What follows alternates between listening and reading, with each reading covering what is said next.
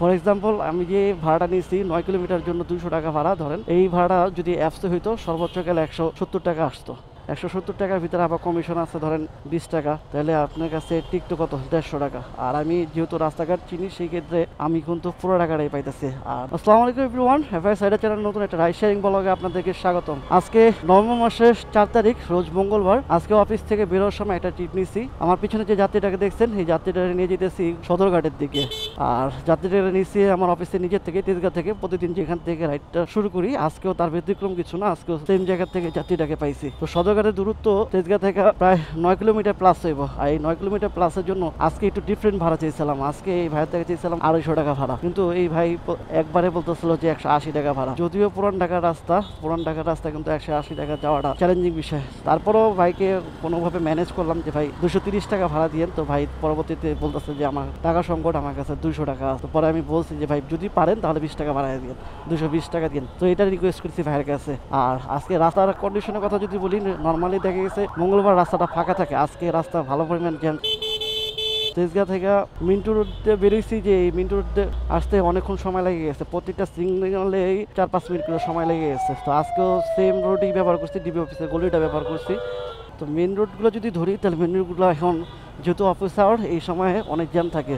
তো এর জন্য যেটা করুন, বঙ্গবাজার দেওয়া ভিতরে যে গলিগুলো আছে, ছোট ছোট গলিগুলো আছে পুরান ঢাকার, এই গলিগুলো ইউজ করুন। সামনে একটা কাটা আছে গুলিস্তানের পরে, ওই কাটাটার জন্য একটু ভয় করতেছে, কারণ ওই গলিটার পরে যাওয়াটা একটু ডিফিকাল্ট হয়। যে বাইরে নামায় তারপরে জিনিসটা করে নেবো, যদিও কারণ গলিগুলো আমাদের দেখা গেছে অনেক শর্টকাটে যাওয়া যায়।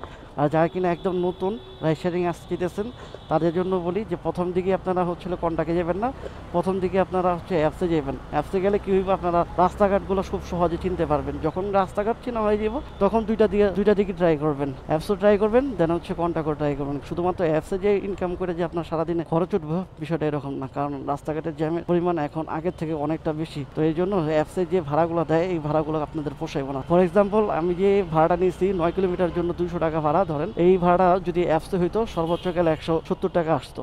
170 টাকার ভিতরে আবার কমিশন আছে ধরেন 20 টাকা, তাহলে আপনার কাছে টিকতো কত 150 টাকা। আর আমি যেহেতু রাস্তাঘাট চিনি সেই ক্ষেত্রে আমি কিন্তু পুরো টাকাটাই পাইতেছি। আর দ্বিতীয়ত হইতেছে যেহেতু এই যাত্রীটা আমার এলাকার দিকে, তো এইখানে আমার পুরোটাই আমি যে কাজটা প্রতিদিন করে থাকি এটা হচ্ছে আমি সকালবেলা তো নিতে পারি না, প্রতিদিনের মতোই রাত্রেবেলা একটা করে টিপ নিতে থাকি। কারণ রাত্রেবেলা একটা টিপ নিলে দেখা গেছে এবারে যদি 150 টাকা আসে সেই ক্ষেত্রে আমার 50 টাকা প্রফিট থাকে, 100 টাকা আসা যাওয়ার ফুয়েল খরচ থাকে। আর আধা ঘন্টার ভিতরে বাইক চালাইছি 7 কিলোমিটার অলমোস্ট। এই যাত্রীটারে নিয়েছিলাম 3853 কিলোমিটারে, আর এখন এই মিটার রেডিং আছে 3860 কিলোমিটার, এক্সাক্ট 7 কিলোমিটার বাইক চালাইছি। একটু সামনে বামিলে এলন সুবিধা হইব আপনার লেগে। হ্যাঁ এন একটু আরামসে দেখেন, সমস্যা নেই। কারণ আমি নাইমালই ভাই, আপনার ইটা চাপাইবেন, আমি নাইমালই বাইরে দিকে নামাই দিলাম, কারণ অনেক জ্যাম। দেখলেন তো কত ঘুরা মুড়া এলাম জ্যামের ডরে। আর দিবেন না? ঠিক আছে, ধন্যবাদ।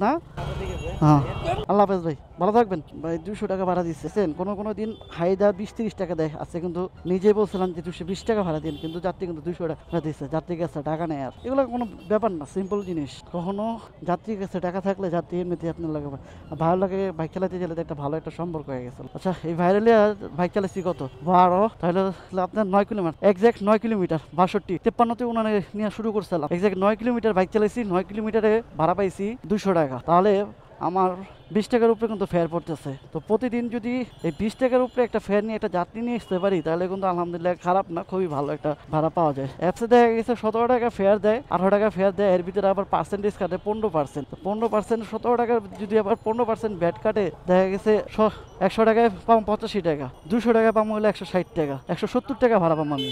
আর যদি অ্যাপসেই 9 কিলোমিটার বাইক চালাইতাম ভাড়াই যাই তো 170 টাকা, এরপরে যদি আরো 20 থেকে 25 টাকা ট্যাক্স কেটে নিত তাহলে এই ভাড়া থাকতো 150 টাকার ভিতরে। 150 টাকা এই 1.5 ঘন্টা বাইক চালা যদি 150 টাকা ইনকাম করে তাহলে কি হইব না? আমার জন্য হইব, কিন্তু আপনাদের জন্য হইব না। এই জিনিসটা সবসময় ক্যালকুলেশন রাখবেন। 1.5 ঘন্টা বাইক চালানো কিন্তু মুখের কথা না, চারটিখানি ব্যাপার। পুরান ঢাকায় 10 কিলোমিটার বাইক চালানো মানেই মনে করেন যে 30 কিলোমিটার বাইক চালাইতেছেন, এরকম কষ্ট ভাই। প্রত্যেকটা জায়গায় সিগন্যাল থাকে। আর অটোর কথা তো বাদ, এটা কইতে আমি তিক্ত হয়ে গেছি। গতকালকে রাইড দিতে পারিনি, কারণ হচ্ছে গতকালকে অসুস্থ ছিলাম, যার জন্য কোনো রাইড নেয়নি। অফিস থেকে সোজা বাসার দিকে চলে গেছি। পেটে প্রচণ্ড পরিমাণ ব্যথা আসছিলো, আর এই পেটের ব্যথা নিয়ে বাইক চালাইতে নিজেরই কষ্ট, আবার একজন পিলিয়ন নিয়ে বাইক চালাইলে আরও অবস্থা খারাপ হয়ে যাবে। এই জন্য কালকে কোনো যাত্রী নেই, জাস্ট বাসায় চলে গেছি। আজকে কিছুটা ভালো, ব্যথাটা কমছে, এখনও আছে, একবারে পুরোপুরিভাবে সুস্থ হয়নি, কিন্তু এখন অনেকটা কমছে ব্যথাটা।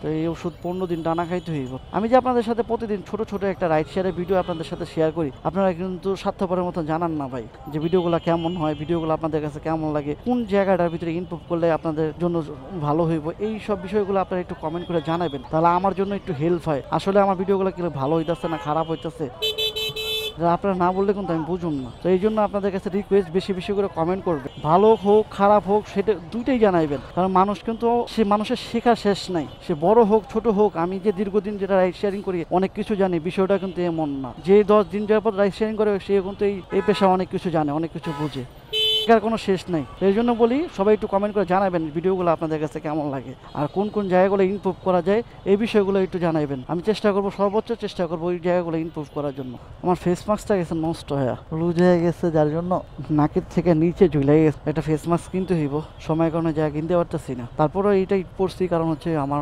ফেস অনেক ঘামায় আর মাথা ঘামায়, যার জন্য হেলমেট পুরোটা ভিজে যায়, আর ভিজে গেলে দেখা গেছে দুর্গন্ধ আসে, আর দুর্গন্ধযুক্ত হেলমেট পরা আমার জন্য অনেক কষ্ট হয়ে যায়। তো এই জন্য দেখা যায় প্রতিদিনে একটা হেলমেট পরি। তো এই ফেস মাস্কটা অনেক উপকার আসে, যারা নাকি, যাদের আমার মতো নাকি প্রবলেম আছে, ফেস ঘামায় অথবা মাথা ঘামায়, তো তারা হচ্ছে এই ফেস মাস্কগুলো ব্যবহার করবেন, যারা নাকি ফুল ফেস হেলমেট ব্যবহার করেন। এই ক্ষেত্রে দেখা যায় যে ঘামটা আছে, এটা ফেস যে মাস্কটা আছে এই মাস্কটা চুষে নেয়, তো হেলমেটের কাছে ওই রকম ভাবে পৌঁছাতে পারে না, পৌঁছায় তারপরে ওই ধরন পৌঁছায় না, যার জন্য দেখা গেছে এই ফেস মাস্কের কারণে দেখা গেছে আপনার দুর্গন্ধ হয় না, মারাত্মক দুর্গন্ধ। আর জ্যামে পড়ে গেছি, ভিডিওটা লম্বা করবো না, এখানে শেষ করি আজকে ভিডিওটা। তো আজকে ইনকাম করলাম পাক্কা 200 টাকা ইনকাম করছি, 9 কিলোমিটার বাইক চালাইছি, সময় লাগছিল 40-45 মিনিট এই 9 কিলোমিটার বাইক চালাইতে। তো আজকে এই 9 কিলোমিটারে কিন্তু আলহামদুলিল্লাহ ভালো একটা ভাড়া পাইছি, তাও আবার বাসা যাওয়ার পথে। তো আজকে ভিডিওটা যদি আপনাদের কাছে ভালো লেগে থাকে, ভিডিওতে একটা লাইক দিবেন, তার সাথে এফআইসাইডের চ্যানেল যদি আপনার নতুন সদস্য হয়ে থাকেন চ্যানেলটাকে সাবস্ক্রাইব করবেন, আর যারা ফেসবুক থেকে দেখতেছেন ফেসবুক পেজটাকে ফলো দিতে ভুলবেন না। তো আজকের মতো আমি মোহাম্মদ ফয়সাল এফআইসাইডের চ্যানেল থেকে বিদায় নিতেছি। ভালো থাকবেন, সুস্থ থাকবেন, দেখা হবে নেক্সট কোনো ভিডিওতে। খোদা হাফেজ।